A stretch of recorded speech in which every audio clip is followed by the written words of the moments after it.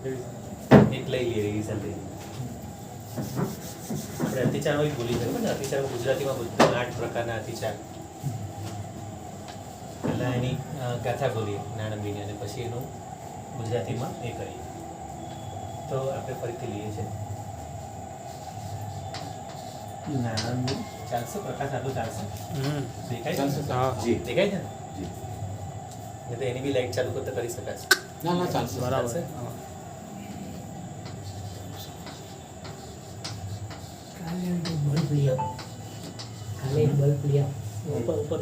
હા એક અહીંયા પાછળ હોય ને તો ફરક પડી અને અહીંયા નાખીને તો વધારે લાઈટ આવશે હા અને અહીંયા નાખીને ના ઉપરથી આ તો બોર્ડ નજીક અહીંયા છે પણ ના, બે હોય ને તો આ ફ્રન્ટ લાઈટ બલ્બ નાનો જ છે એટલે એક જરાક થોડો મોટો હોય ને પેલી સાઈડમાં ગયા સામે હા થઈ ગયું સ્ટાર્ટિંગ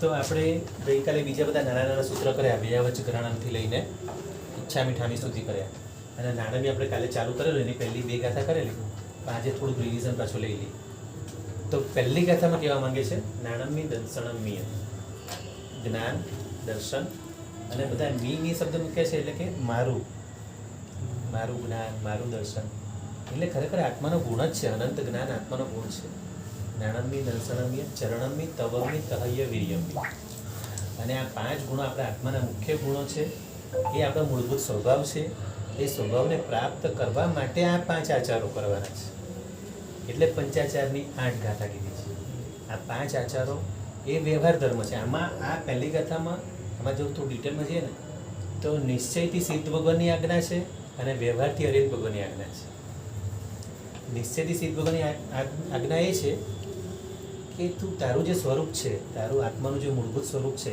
અનંત જ્ઞાન અનંત દર્શન અનંત ચારિત્ર અનંત તપ અને અનંત વીર્ય એ તારું મૂળભૂત સ્વભાવને તારે પ્રાપ્ત કરવાનું છે તારું મૂળભૂત સ્વરૂપને તારે પ્રાપ્ત કરવાનું છે માટે આ 5 આચારો કરવાના છે એટલે જ્ઞાનાચાર દર્શનાચાર ચારિત્રાચાર તપાચાર અને વીર્યાચાર એટલે વ્યવહારથી જે આજ્ઞા અરિહંત ભગવાનની છે કે આ જ્ઞાનાચાર દર્શનાચાર ચારિત્રાચાર તપાચાર અને વીર્યાચાર તારે કરવાના છે એ કરવા દ્વારા તારે તારું મૂળ સ્વભાવને પ્રાપ્ત કરો સિદ્ધ પદને પ્રાપ્ત કરવા માટે એટલે આપણું જે સિદ્ધ સ્વરૂપ આપણે પ્રગટ કરવાનું છે માટે સિદ્ધ ભગવાનની આજ્ઞા એ છે કે તું તને ઓળખ જેમ કે આ આજ્ઞા શબ્દ છે ને આ જ્ઞા આ એટલે આત્મા જ્ઞા એટલે જાણ સિદ્ધ ભગવાન કહે છે તું તારા આત્માને જાણી તારું સ્વરૂપ તું જાણી આ જ્ઞા એટલે નિશ્ચયથી આજ્ઞા સિદ્ધ ભગવાનની આ છે અને હવે એને પ્રાપ્ત કરવા માટે હવે અરિહંત ભગવાનની આજ્ઞાનું તું પાલન કર સિદ્ધ ભગવાન આપણને કહી રહ્યા છે હવે સિદ્ધ ભગવાન તો મોક્ષમાં છે તો આપણને કેવી રીતે કહે છે અરિહંત ભગવાન જે રીતે આપણને સમજાઈ ગયા છે એ પ્રમાણે તો જેટલો આપણે વ્યવહાર ધર્મ બધો જે કરી રહ્યા છે એ બધો વ્યવહાર ધર્મ બધો અરિહંત ભગવાનનો કે આજ્ઞા બધી અરિહંત ભગવાનની છે એટલે વ્યવહાર ધર્મ એટલે આપણું જે આચાર થયો ને આચાર એટલે કે આચરણ કરવું તો આચરણ કરવું જે બી કરવું વગેરે પ્રવૃત્તિ છે એ પ્રવૃત્તિ બધી શેમાં આવશે ક્રિયામાં આવશે તો ક્રિયા બધો વ્યવહાર ધર્મ ખ્યાલ આવ્યો એ ક્રિયા બધો વ્યવહાર ધર્મ અને વ્યવહાર ધર્મ દ્વારા આપણે નિશ્ચય ધર્મને પ્રાપ્ત કરવાનો છે આ નાણામી સૂત્ર તો બહુ ડીપમાં જવા જેવું છે આમાં એટલું બધું છે આવું આપણે ક્યારેય ચિંતન નહીં કરી હોય નહીં કરી હોય આપણે બસ ખાલી આજ્ઞા એટલે આત્માની જાણ હા જ્ઞા એટલે જાણવું હા એટલે આત્માને જાણવું હા આત્માને જાણ તું તારા આત્માને ઓળખી લે ક્યાં ને ક્યાં હા. શબ્દ એક શબ્દની વળી દરેક જગ્યાએ દરેક ગાંઠામાં એક શબ્દના એ જુદા જુદા હા એટલે ગઈકાલે આપણે ખાલી સામાન્યથી અર્થ કરેલા ગઈકાલે વિડીયોમાં બી નાણામીને એની બધું જે સામાન્ય ઉપરથી વિશેષ સામાન્ય એને વિશેષ અર્થ કર્યા પણ હવે આપણે થોડું ઐદમ પર્યાતમાં જઈ રહ્યા છીએ ભાવાર્થથી આગળ ઐદમ પર્યાત તો ઐદમ પર્યાત આ છે નાણંદી હવે જ્યારે નાણંદી એટલે કહે છે ને જ્યારે કહેવામાં ને તિચારની 8 ગાથા ના આવડે તો 8 નૌકાર તો આપણે બધા 8 નૌકાર ગણીએ છીએ ને નહીં નાણંદી શીખવાનું છે આપણે 2 પ્રતિક્રમણ સૂત્ર કરેલા છે અને આપણે આળસ જો આવડ્યા છતાં પણ આપણે 8 નૌકાર ગણીએ ને તોય આપણી ભૂલ છે કેમ કે આપણે નાણંદીની 8 ગાથા બોલવાની છે અંદર કાવસરમાં અને એ બોલવા દ્વારા આ સૂત્રો આપણે અર્થ એટલા માટે તો કરાવું છું હવે અર્થ કર્યા પછી હવે અર્થનું ચિંતન કરવાનું સાથે સાથે કે આ જ્ઞાનાચાર, દર્શનાચાર, ચારિત્રાચાર, તપાચાર, વીર્યાચાર આ મારે આચાર કરવાનો છે, પણ એ આચાર દ્વારા મારે મારા મૂળભૂત સ્વરૂપને પ્રાપ્ત કરવાનું છે. એટલે સિદ્ધ ભગવાન મારે મોક્ષે જવું છે, મારે સિદ્ધ બનવું છે, અંદરથી મારું સિદ્ધ પણ પ્રગટ કરવું છે. તો એટલા માટે જ તો જ્યારે પહેલી આપણે જ્યારે એમના 8 ગણીએ છીએ ને, કમલબદ્ધ રીતે ગણવાનું છે આ 8 ગાથા. તો 8 ગાથા ગણતી વખતે હરિયંતને સિદ્ધ બંને હાથે લઈ લેવાના છે. એટલે પહેલી ગાથા બંને ભેગી થઈ જશે. કેમ કે એમાં યાદ રાખવાનું સિદ્ધ ભગવાનની આજ્ઞા નિશ્ચયથી આજ્ઞા છે કે મારું જે સ્વરૂપ છે જ્ઞાન, દર્શન, ચારિત્ર, તપ ને વીર્ય આ મારું મૂળભૂત સ્વરૂપ છે. અને હવે અરિહંત ભગવાનની આર્યન તમારા હૃદયમાં બેઠા જ છે. અરિહંત ભગવાનની આજ્ઞા મારે પાડવાની છે. એટલે વ્યવહારથી આજ્ઞા મારે પાડવાની. એના માટે મારે જ્ઞાનાચાર, દર્શનાચાર, ચારિત્રાચાર, તપાચાર, વીર્યાચાર આ મારે પાડવાનો છે આચાર. એ દ્વારા મારે મારું સ્વરૂપને એટલે આ પહેલી ગાથામાં બંને ભેગા અરિહંતને સિદ્ધ આવી ગયા. પછી બીજી ગાથા આવશે અહીંયા કઈ આવશે? કાલે વિનય બહુમાને. હવે જ્ઞાનાચાર છે તો જ્ઞાનાચારના શું પ્રકાર છે? નાણંદની જે કીધું ને પહેલી ગાથામાં કીધું છે કે 5 પ્રકારનો આચાર જાણવા જેવો છે. આ 5 આચારને જાણો. અને 5 આચાર શેના માટે કરવાનું એનું મૂળભૂત પણ જાણો. એનું મૂળ એ કે આપણે આપણા સ્વભાવને પ્રાપ્ત કરવાનો છે. એટલે એનું મૂળ છે. હવે એ જાણ્યું એટલે અરિહંત સિદ્ધ બંને આવી ગયા અંદર. આપણે કમલપદ નવકાર ગણીએ છીએ એ રીતે સમય 8 ગાથા ગણવાની છે. વેઢા પર હાથ નથી ફેરવાના, આંગળી ફેરવાની નથી. કાઉસકમાં બેઠા છીએ એટલે સીધા સ્થિર બેસવાનું છે. એટલે સ્થિરમાં અરિહંતને સિદ્ધ આ એક જ ગાથામાં બંને આવી ગયા. હવે અહીંયા આચાર્યમાં આવશે કાલે વિનય બહુમાને. તો હવે એ જ્ઞાનને કેવી રીતે ભણવાનું છે? તો કે યોગ્ય કાળે વિનયપૂર્વક, બહુમાનપૂર્વક, ઉપધાનપૂર્વક. એટલે એ બી યાદ રાખવાનું છે મારે ઉપધાન કરવાનું. જો બાકી હોય તો મારે યાદ રાખવાનું છે. મારે રોજ સવારે વિચારવું મને ઉપધાનનો ચાન્સ મળતો, મારે પહેલાં ઉપધાન, ધંધો, નોકરી બધું સાઈડ પર મૂકીને મારે એકવાર ઉપધાન તો કરવું મારી ફરજ છે, કરવો જ જોઈએ.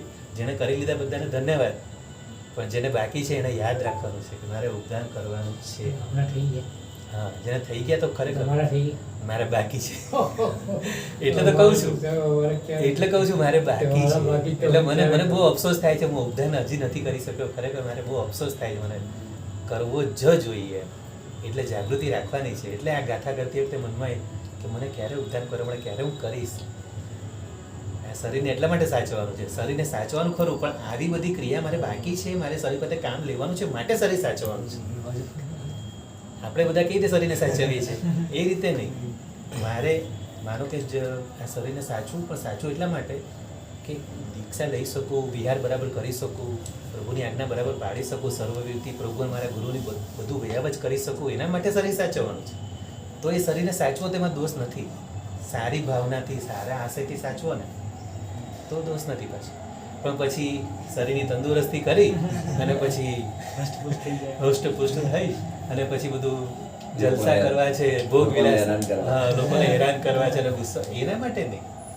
શરીર મારે એટલે સાચવવું છે કે મારા પ્રભુની આજ્ઞા, આમ તો પ્રભુની આજ્ઞા 8 વર્ષે દીક્ષા લેવાની હતી, પણ હું બહુ મોડો પડ્યો છું. 58 વર્ષથી હજી દીક્ષા નથી લીધી મેં. હવે આટલો લેટ પડ્યો છું, પણ હવે શરીર સાચવવું છે. હવે આ શરીરને રોગથી ઘેરાઈ ન જાય, હોસ્પિટલમાં રીબાઈને નથી મળવું, પણ મારે દીક્ષા લઈને જ ચંદનના લાકડામાં બળવું છે, આ ભાવના રાખવાની. એના માટે શરીર સાચવવાનું. તો એના માટે સાચવો તો હવે દોષ નથી લાગતો. પણ એ ખાલી બોલવા પૂરતું નહીં. હા, અંદર હોવું જોઈએ. હા, ખાલી ઉપર ખાલી વિડીયો બતાવવા માટે કહું એમ નહીં, અંદર હોવું જોઈએ. અને આ સૌથી પહેલાં મારા 2 કાન સાંભળો. હું તો પહેલાં મને જ કહું છું, બીજા બધાને પછી. તો કાલે વિનય બહુમાન. આપણે ગઈકાલે કાલની વાત થઈ કે 4 કાળ બતાવ્યા. દિવસના બી 4 વખત અસજ્જાય લાગે છે.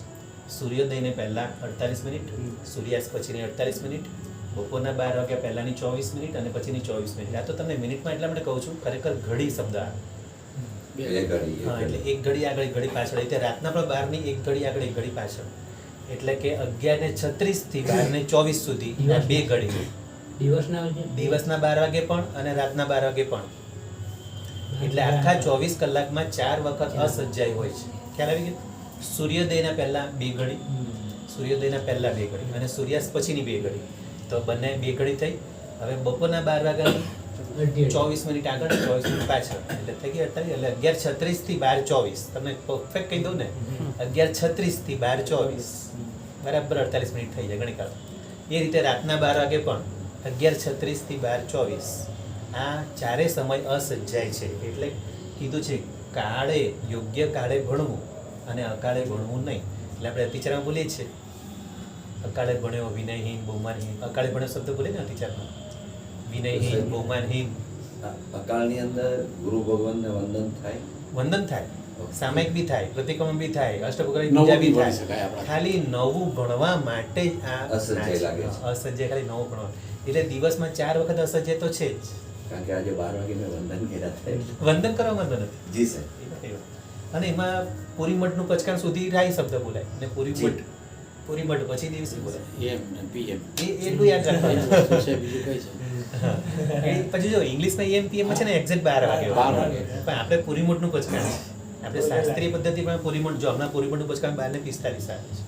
આપણામાં બી લોકો બધા આ પ્રમાણે જ પાડે. હા કરે છે પણ નહીં, સાચું નથી. સાચું એ છે પૂરીમઠનું પચકાણ સુધી. માનો કે આપણે સવારના કઈ શિબિર હતી અને શિબિર ચાલી 12 ને 12:30 સુધી ચાલી અને શિબિર પત્યા પછી પાછું ગુરુવંદન કરવાનું છે. તો ત્યારે ગુરુવંદન કરીએ ત્યારે 12:30 જોઈએ, પણ 12:30 એટલે સુવર દિવસી ના આવે. પૂરીમઠનું પચકાણ બાકી છે તો સુવરાઈ શબ્દ બોલવાનો છે. અહીંયા ધ્યાન રાખવાનું છે. એટલે પૂરીમઠનું પચકાણ કીધું. હા? તો એ થયું. તો કાલે વિનય બહુમાણે ઉવહાણે એટલે ઉપધાનપૂર્વક અને અનિન્હવણે. અનિન્હવણે એટલે જે ગુરુ પાસે આપણે ભણ્યા એ ગુરુને બહુમાનપૂર્વક. અને માનો કે એ ગુરુને છુપાવવાના નથી. આપણે ઘણી શું કરીએ, પેલા ટીચરે બોલી છે અનેરા કને ભણી અનેરો ગુરુ કયો.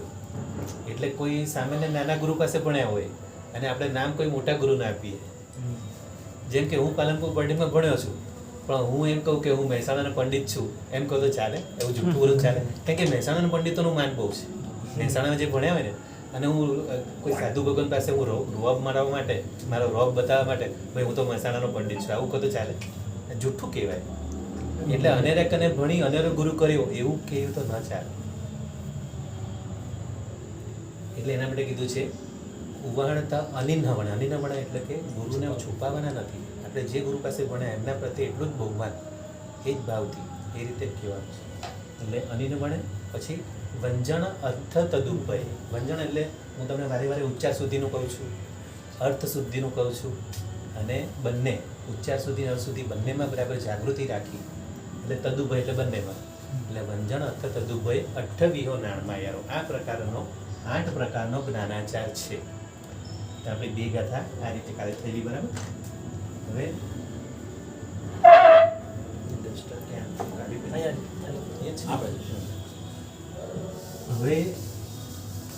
હવે આવશે ત્રીજી ગાથા. હવે આવશે દર્શનાચાર. પેલું જ્ઞાનાચારનું થયું ને, હવે દર્શન, સમ્યક દર્શન. પેલું સમ્યક જ્ઞાનનું હતું, હવે સમ્યક દર્શન.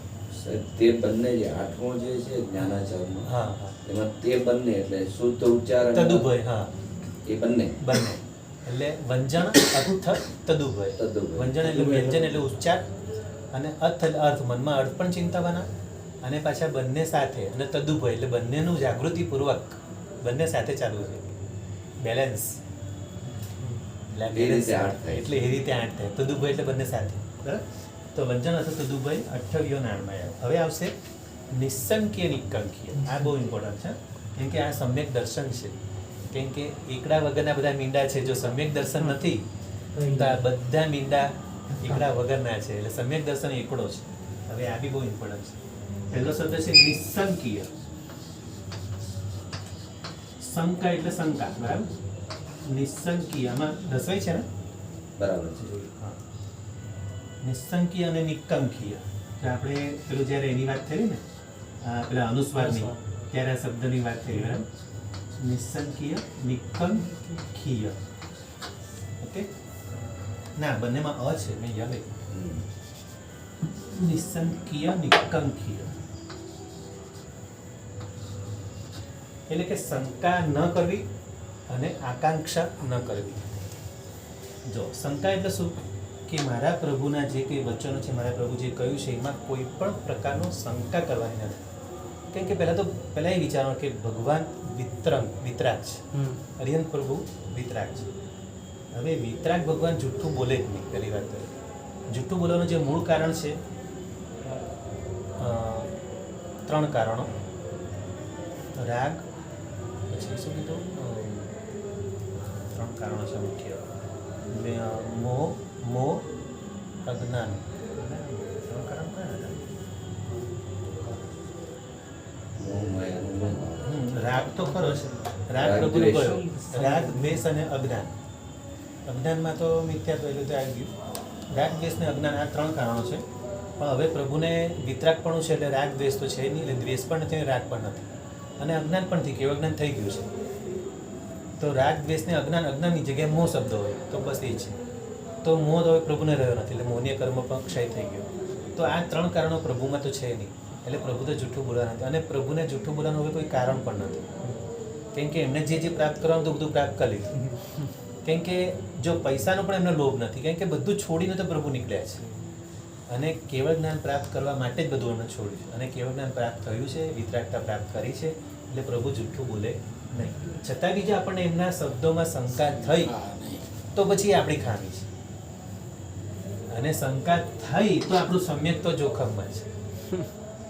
જો સમ્યક તો હોય તો જોખમમાં, અને ન હોય તો આવવાનું હોય તો પણ આપણાથી દૂર ભાગે છે. એટલે પ્રભુના વચનમાં બિલકુલ શંકા કરવાની નહીં, નિસંકીય. એટલે આ નિસંકીય દર્શનાચારનો ગુણ છે, સમ્યક દર્શનનો ગુણ છે નિસંકીય. પણ જો ની કાઢી નાખ્યું ને શંકા કરી તો પછી મિથ્યાત્વ. તો આપણે મિથ્યાત્વ છે. તો નિસંકીય અને નિકંકીય. નિકંકીય એટલે બીજા અન્ય મતની ઈચ્છા કરવી, એટલે કે બીજી આકાંક્ષા કરવી, બરાબર. કંકીય, કંખા એટલે આકાંક્ષા. તો નિકંકીય એટલે બીજા મત, અન્ય મતની પણ ઈચ્છા ન કરવી, તેને નિકાંક્ષિત કહેવાય. પહેલું કીધું વિતરાગના વચનમાં શંકા ન કરવી એટલે નિસંકીય અને નિકંકીય. અને બીજા ધર્મની, બીજા આપણા પ્રભુ, આપણા જીન શાસન સિવાયના બીજા કોઈની પણ આકાંક્ષા કરવી. હવે આકાંક્ષા ક્યારે થાય? આપણે મનમાં વિચારતા હોય ને, આપણે આટલું સરસ મળ્યું છે, હવે શા માટે બીજાની આપણે આકાંક્ષા કરીએ? પણ થાય છે ભાઈ, જ્યારે શરીર બીમાર પડે છે, ઘરમાં કંઈ તકલીફો આવે છે, કંઈ દીકરા દીકરીના લગ્ન વગેરે થતા ના, ત્યારે બધું બીજું બધું બાધા લેલા લોકો બાધા લેવા માંડે છે. આમ થાય તો આટલા શ્રીફળ ચડાવીશ ને, આમ કરીશ ને, તેમ કરીશ ને, કુળદેવીને આ તે બધું જે માનીએ છીએ, કોઈ પણ મિથ્યા દેવોને માનવા જઈએ છે, કઈ રીતે પેલું ઝાડુ નખાવાના, પેલું શું કહે, પીછી મરાવાના, આવું બધું જે કરીએ છીએ, આ બધું મિથ્યાત્વ છે.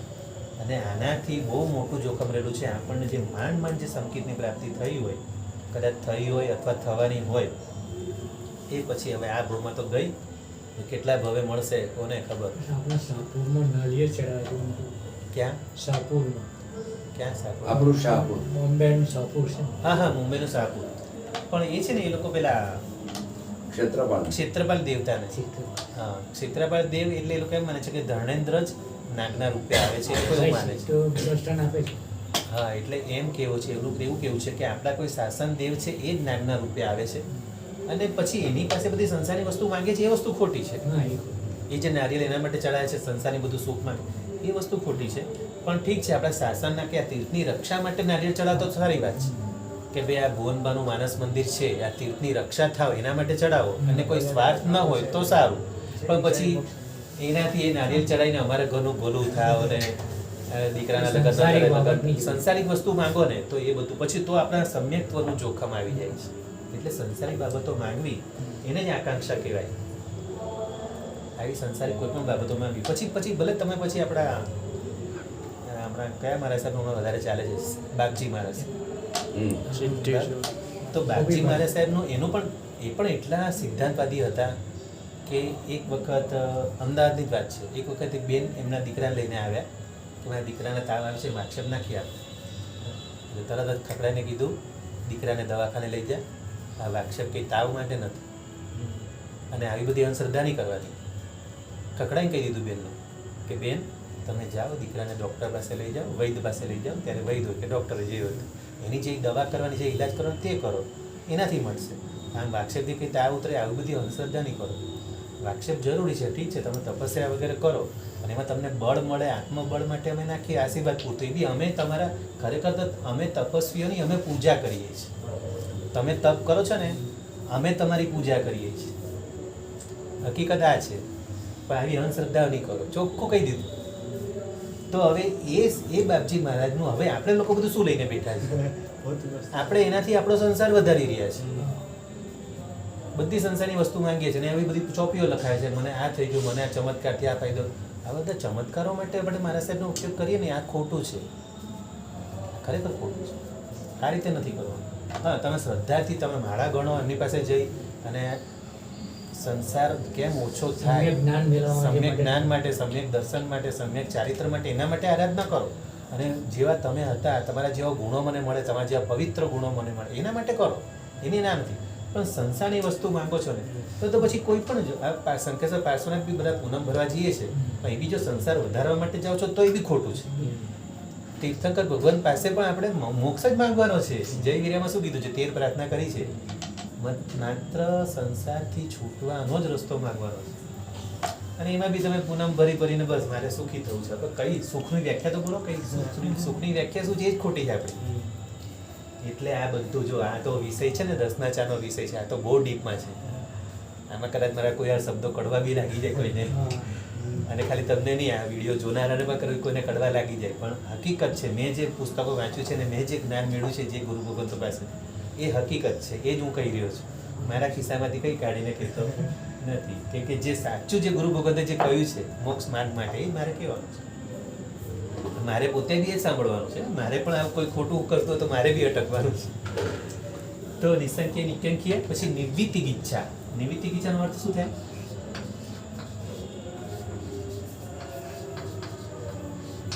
ઈચ્છામાં કયો છે? રસ્ય છે કે દીર્ઘ? સુગંધ તિગિચ્છા, નિવૃત્તિક ઈચ્છા, એ પણ દીર્ઘ રસ્ય છે. એના માટે શું શબ્દ કીધો છે? નિવૃત્તિક ઈચ્છા એટલે કે ફળમાં, ધર્મના ફળમાં સંદેહ ન કરવો, તે નિવૃત્તિક ઈચ્છા. અને સંદેહ કરવો એટલે ફળની આશા રાખવી, એ વિતિક ઈચ્છા કહેવાય. અને આગળ ડી શબ્દ લગાવ્યો એટલે કે ધર્મના ફળની બાબતમાં પણ સંદેહ કરવો નહીં, તો એ આપણી સાચી શ્રદ્ધા, તો સમ્યક દર્શન છે. ધર્મનું ફળ મને મળવાનું જ છે. મારા પ્રભુ કહ્યું છે, ખોટું હોય જ નહીં. ધર્મનું ફળ મને મળશે, 100% મળશે. સામયિક કર્યું છે તો સામયિકનો જે લાભ છે, કીધું ને 925, 92 કરોડ 59 લાખ. કેટલા કીધા? 92 કરોડ 59 લાખ 25,925. આટલા પલ્યોપમ એક સામયિકમાં આટલું બધું ફળ છે. આટલા પલ્યોપમનું દેવલોકનું આયુષ્ય પણ થાય, અને સામે એટલી કર્મ નિજરા પણ થાય. તો આ ફળમાં સહેજ પણ મારે સંદેહ રાખવો નહીં. એને કહેવાય નિવૃત્તિક ઈચ્છા. આવું કોઈ પણ ફળ, ધર્મનું કોઈ પણ ફળ, જે કંઈ બી ફળ મળવાનું છે, મોક્ષ મળવાનું છે, મળવાનો જ છે, એમાં શંકા સંદેહ રાખવો નહીં. એને કહેવાય નિવૃત્તિક ઈચ્છા. પછી શું કીધું આગળ? ઉવબુહત નિવૃત્તિક ઈચ્છા, અમૂઢ દીઠી. હવે અમૂઢ દીઠી શબ્દ છે. આ શબ્દ બહુ સમજવાનો છે. અમૂઢ દીઠીય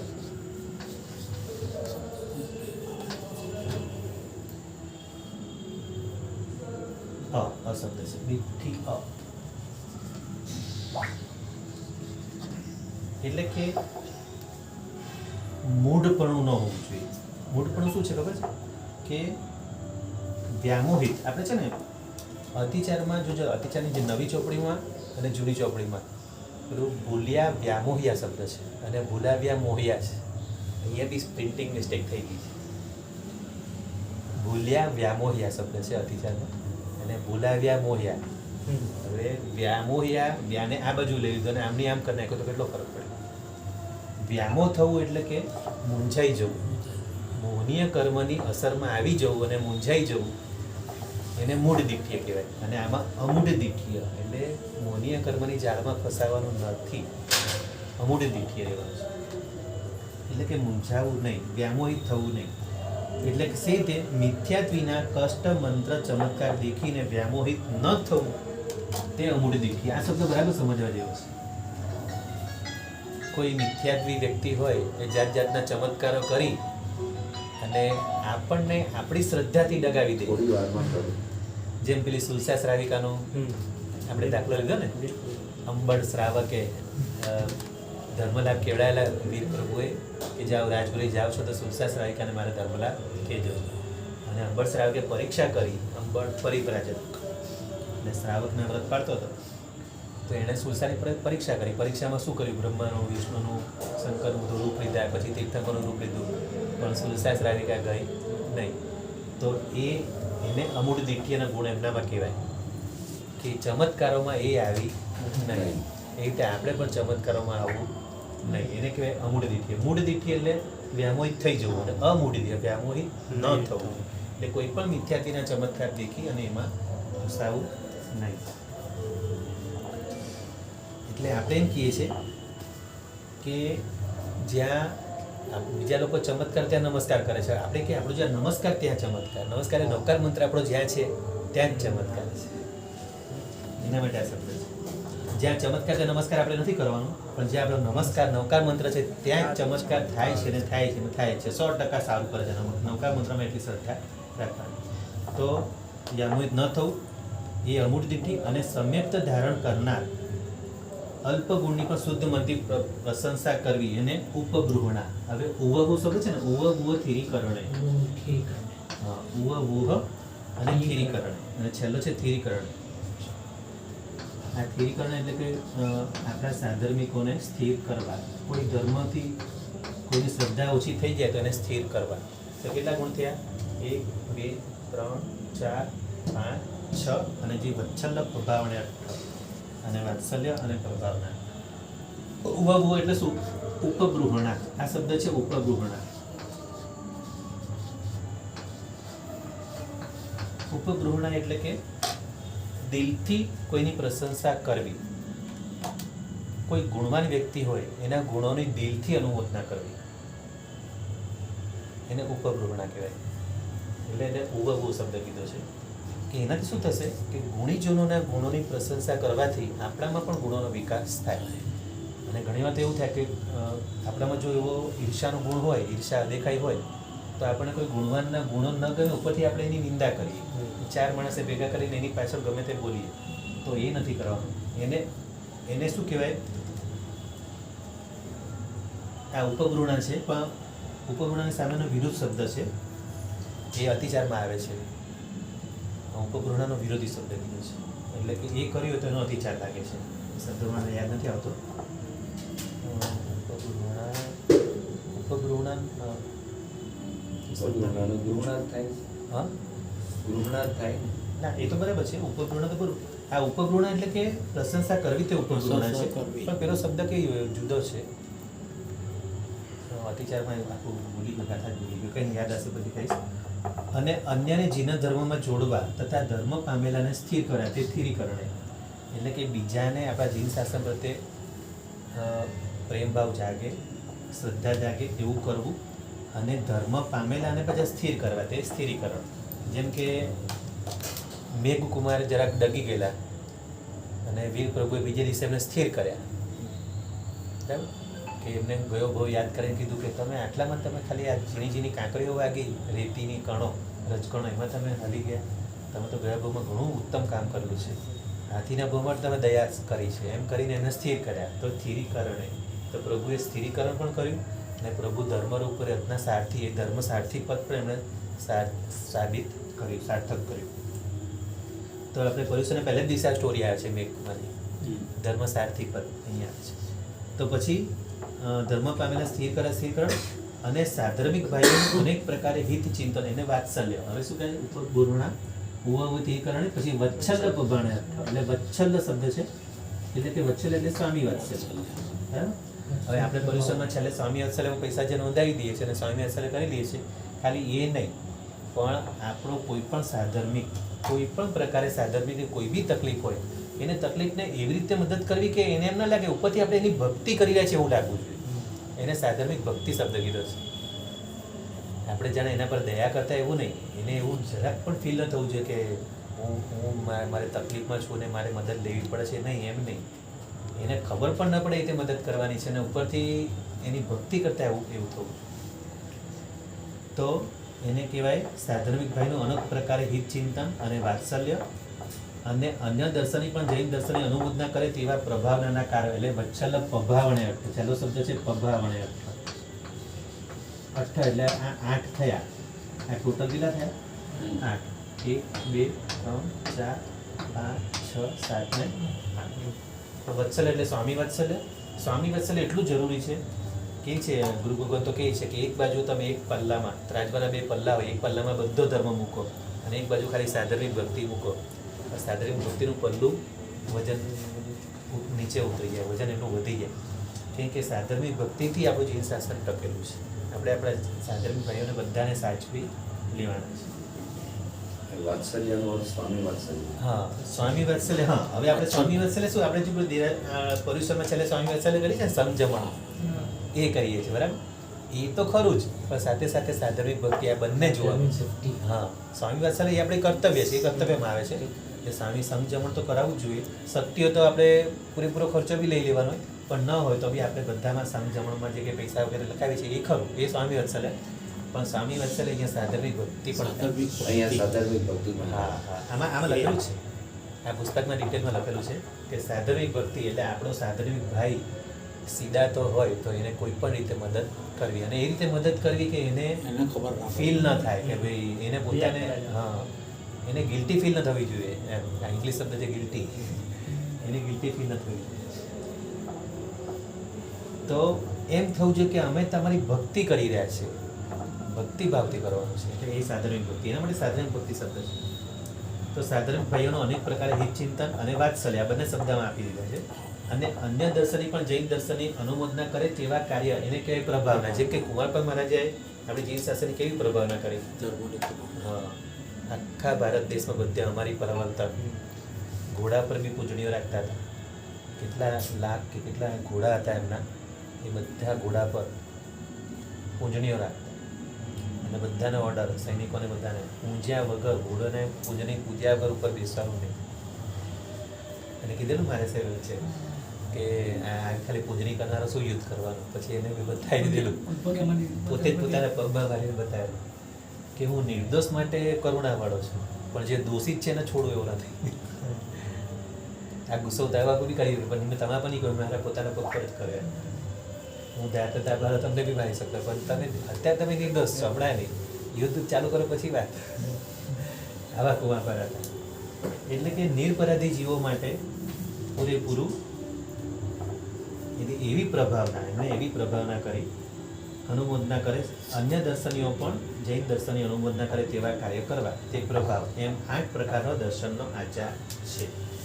તો આ સમ્યક દર્શન ખૂબ જ ડિટેલમાં બહુ સમજવા જેવું છે, બહુ મહત્વનું છે. અને જે કંઈ બી આપણે ક્રિયા કરીએ, કંઈ પણ, હવે થોડું એકદમ પ્રયાસમાં જઈએ, થોડું રૂપરેક્ષા કરીએ, આપણે જે કંઈ પણ ક્રિયા કરીએ સવારથી સાંજ સુધી, જે કંઈ મનથી વિચારીએ, વચનથી બોલીએ કે શરીરથી ક્રિયા કરીએ, એ બધી ક્રિયા કરવાની પાછળ બસ મારા પ્રભુની આજ્ઞા પ્રમાણે કરું, અને મને સંકિતની પ્રાપ્તિ થાય માટે કરું, અને હોય તો મારું સંકિત નિર્મળ થાય માટે કરું. હવે સંકિત છે કે નહીં તો પ્રભુ જાણે, પણ હોય તો એને નિર્મળ કરવા માટે કરું, અને ન હોય તો એને પ્રાપ્ત કરવા માટે કરું. એટલે પહેલું લક્ષ્ય સંકિતનું રાખવું, કેમ કે સંકિત મોક્ષની ટિકિટ છે, અને મોક્ષે મારે જવું છે. તો હવે આપણું વર્તન કેવું હોય, આપણો વ્યવહાર કેવો હોય, હા, એકદમ વાણી પણ કેવી હિત મિત ને પરિમિત હોય, કોઈની સાથેનો વ્યવહાર બી કેવો હોય. કોઈ ભલે મારું કોઈ નુકસાન કરીએ ચાલે, પણ મારે કોઈનું નુકસાન કરવું નથી. હું છેતરાઈ દેવા તૈયાર છું, મારે કોઈને છેતરવા નથી. કેમ કે આપણે સવારથી પ્રભુની પૂજા કરી છે, ત્યારથી તો નક્કી કરી છે, પ્રભુને હૃદયમાં બસાઈને આપણે જઈએ છીએ ને, દર્પણ કરેલું ને અહીંયા, અને પંખો એ કરેલો, તો પ્રભુને હૃદયમાં લઈને તો જઈએ છીએ આપણે. હવે આખો દિવસ મારો વ્યવહાર એવો હોય, આમ સ્વામિનારાયણ જોનાર લાગે કે આનું નીતળતું ટપકતું સમ્યક દર્શન છે, એનો વૈરાગ્ય કેવો ટપકતો વૈરાગ્ય છે, આ મોઢા પરથી ટપકતો દેખાવો જોઈએ, એવું સમ્યક દર્શન આપણું નિર્મળ હોવું. અને આપણું જોઈને બીજાને એમ મન થાય કે આ કેવો છે, મારે પણ આના જેવો બનવું છે. લોકોને આપણો દાખલો લેવાનું મન થાય, એવા આપણે બનવાનું કે નહીં, ભલે ગમે તે થાય, મારે નીતિ તો છોડવી જ નથી. આપણે બી એવા બનીએ, અને લોકોને આપણું જોઈને એવું બનવાનું મન થાય કે અનિતિ તો કરવી જ નથી ક્યારે પણ. અનિતિ તો હજી ખાલી માર્ગાનુસારિતાના ગુણમાં છે, પણ સંકિત માટે જે કંઈ કરીએ સંકિત માટે, ક્યાંય મારે ખોટું કંઈ કરવું નથી, મારે કોઈ જીવને પીડા આપી નથી, નીચે જોઈને ચાલવું, આ તે બધું હિર્યાવહીરું પાલન કરીને, બધું આપણી ચાલ એવી હોય, આપણું વર્તન એવું હોય, આપણા વિચારો એવા હોય, કોઈના માટે ક્યારે મનમાં દુર્ભાવ ન હોય.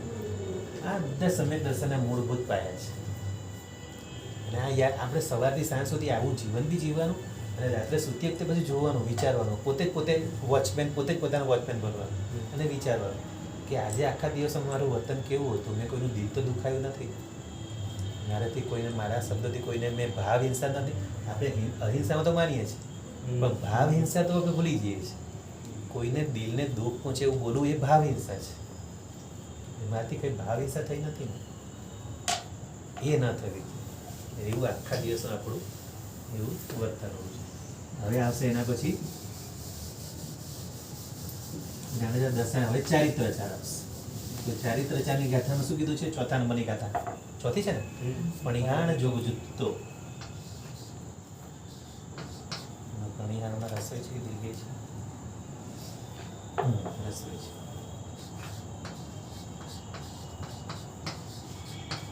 જોગ જુત્તો એટલે કે પ્રણિધાન યોગથી યુક્ત, એટલે કે મન વચન અને કાયાની એકાગ્રતાથી. જોગ એટલે યોગ, તો મન વચન કાયાનો યોગ અને એનાથી જોડાયેલું જુત્તો, જોગ જુત્તો, મન વચન કાયાના યોગથી જોડાયેલા. અને પણિહાણ એટલે પ્રણિધાન, પ્રણિધાન યોગથી એટલે કે બરાબર આત્મ પરિણતિથી, બરાબર અંદરથી આપણે જે બહિર્મુખતાની અંતર્મુખતા રહી એકાગ્રતાથી 5 સમિતિ અને 3 ગુપ્તિના પાલન વડે આ ચારિત્રનો આચાર 8 પ્રકારનો જાણવા જેવો છે. તો શું કીધું? 5 સમિતિ અને 3 ગુપ્તિ. તો આપણે પંચેન્દ્રિયમાં તો બધું જાણી ગયા છે. પંચ સમિયો તિગુપ્ત. તો 5 સમિતિ કઈ? ઇરિયા સમિતિ, ભાષા સમિતિ, એષ્ણા સમિતિ, આદાન ભંડ મત્ત નિખેણા સમિતિ અને પારિષ્ઠા પરિકા સમિતિ. આ 5 સમિતિનું બરાબર પાલન અને મન ગુપ્તિ, વચન ગુપ્તિ અને કાય ગુપ્તિ દ્વારા આ રીતે 8 પ્રકારનો આ ચારિત્ર ચાર છે. તો હવે એ કેવી રીતે, કેટલું ડિટેલમાં અમે જવું પડશે એમાં કે ચારિત્ર તો ખૂબ જ ઇમ્પોર્ટન્ટ છે. ચારિત્ર એટલે જો સાધુ સાથી ભગવાનનું ચારિત્ર એ તો છે જ, એ તો ઉત્તમ જ છે, એક એનું તો સર્વવૃત્તિ લીધેલી છે. પણ આપણું શ્રાવકોનું પણ ચારિત્ર હોય. આપણું દેશ વ્યક્તિનું ચારિત્ર છે, પણ આપણું શ્રાવકોનો પણ આચાર કેવો હોય? આપણે શ્રાવકોને જોઈને આમ ખબર પડે કે આ શ્રાવક છે, આમ ખ્યાલ આવવો જોઈએ લોકોને કે આ શ્રાવક છે. તો આપણું બી ચારિત્ર કેવું હોય? આપણે બી કોઈ પણ જગ્યાએ નજર નીચી રાખીને ચાલીએ, ક્યાં પણ કોઈ ખોટી જગ્યાએ કોઈને પણ આપણી આંખોમાં વિકાર ન હોય. અને ખાસ એના માટે કીધું છે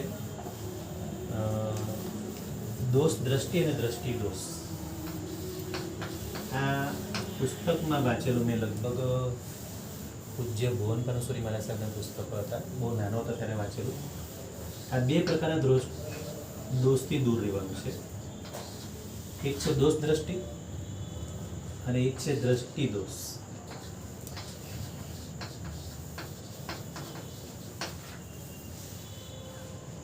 બોલા, આમાં તમને પણ શું આમ કઈ ખ્યાલ આવે છે? બંનેમાં દોષ છે, આમાં બી દોષ છે અને આમાં બી દોષ છે. એક છે દોષ દ્રષ્ટિ છે અને એક છે દ્રષ્ટિ દોષ.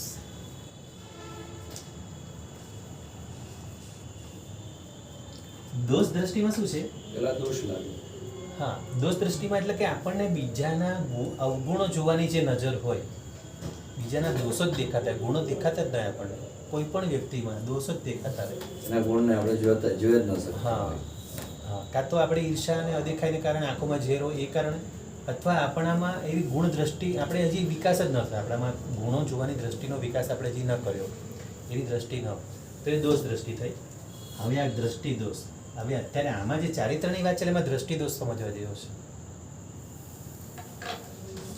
પુરુષ હોય તો પુરુષ અને સ્ત્રી હોય તો સ્ત્રી. પુરુષોએ સ્ત્રીઓની તરફ જોતા વખતે ખૂબ જ આપણી નજરોને એકદમ કેવી રાખવાની? વિકાર વગરની રાખવાની. તો એના માટે બચવા માટે એ કીધું છે, સ્ત્રી હોય તો પુરુષ માટે અને પુરુષ હોય તો સ્ત્રી માટે.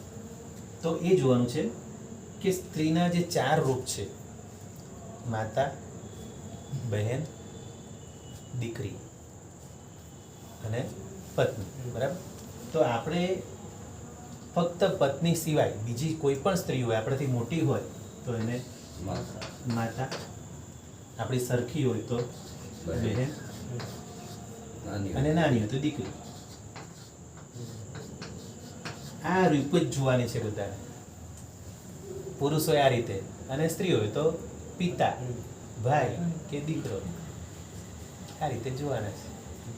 આપણને ખબર છે નાનપણમાં સ્કૂલમાં પ્રતિજ્ઞા લેવાય છે, ભારત મારો દેશ છે, બધા ભારતીયો મારા ભાઈ બહેન છે, બરાબર? આ શાના માટે? નાનપણથી જ શુદ્ધ ચારિત્ર વાળું જીવન જીવવાનું આપણને શીખવામાં આવ્યું છે, નાની ઉંમરથી જ. અને એ જ આપણું ધર્મ પણ કહી ગયો છે કે આ રીતે જો કરશો તો આ દ્રષ્ટિ દોષ નીકળી જશે. દ્રષ્ટિ દોષ કાઢવા માટે સૌથી બેસ્ટ માતા, બહેન કે દીકરીની નજરથી જ જોવાના હતા. હવે મનમાં વિકાર આવે જ નહીં. આપણને મોટી ઉંમરની સ્ત્રીમાં જો આપણી માં દેખાય, હવે માને આપણે ખરાબ દ્રષ્ટિએ જોવાના છે, આપણી બહેન દેખાય, બહેનને ખરાબ દ્રષ્ટિએ જોવાના છે, અને દીકરી દીકરી તો કેવી વાલી હોય, એને તો જરાક બી આપણે ખરાબ દ્રષ્ટિ જોવાને કોઈને પણ માં બેન કે દીકરી કોઈને પણ પત્નીની નજર તો કોઈને જોવાની જ નથી. એમાં શું જોવાનું છે? સુરસા, ચંદન બાળા, મનોરમા, મયર, રેહા, દમયંતી, આવી બધી સતીઓ જોવાની છે, એવા ગુણો જોવાના છે. આપણે ભરેસાની સજ્જાએ સવારે શા માટે બોલીએ છીએ? એવા બધા સતીઓના નામ છે, બધી કેવી મહાન મહાન સ્ત્રીઓ થઈ ગઈ બધી, એ બધાના નામ છે. તો આપણે પ્રયત્ન એ કરવાનો કે એવી દ્રષ્ટિથી જોવાના કે એ લોકોમાં એવા ગુણો આવે, એવું મનથી એવી ભાવના ભાવવાની કે આ ચંદનબાળા જેવી બને, સુરસા જેવી બને, મનોરમા જેવી બને, સીતા જેવી બને, દમયંતી જેવી બને, આવો ભાવ રાખો એટલે આપણો દ્રષ્ટિ દોષ નીકળી જાય. તો ચારિત્રનું મહત્વ હવે આપણા શ્રાવકો માટે પણ એટલું જ ઇમ્પોર્ટન્ટ છે આ ચારિત્રનું. તો આપણું ચારિત્ર એવું ઉત્તમ હોવું જોઈએ. તો સાધુ સાધુ ભગવાને તો કીધું કે 5 સમિતિને 3 ગુપ્તી પાડવાની છે, એમના માટે જ કીધું. પણ આપણે શ્રાવકો માટે આ રીતે વિકાર વગરની દ્રષ્ટિથી હરિયન પરમાત્માએ ઉપદેશેલ અભ્યંતર અને બાહ્ય સહિત 12 પ્રકારના તપ. હવે આવશે તપનું, બરાબર? તો આપણે 4 ગાથા થઈ, હવે 5મી ગાથા લેવી છે. 5મી કે આગળ? હા, સોમવાના એમ થઈ ગઈ. ટાઈમ થઈ ગયો તો પછી શું કરીએ? એકાદ સ્ટોરી બોલી લઈએ. તો ચાલો હવે આમાં વાત નીકળી છે ચારિત્ર 4ની. તો ચારિત્રની કોઈ સ્ટોરી લઈએ, અને એમાં પણ આપણે પુસ્તકો તો ઢગલા બંધ છે એવા ચારિત્રો, તો એવા ઉત્તમ બધા ચારિત્રો છે, તો લઈએ. અને એ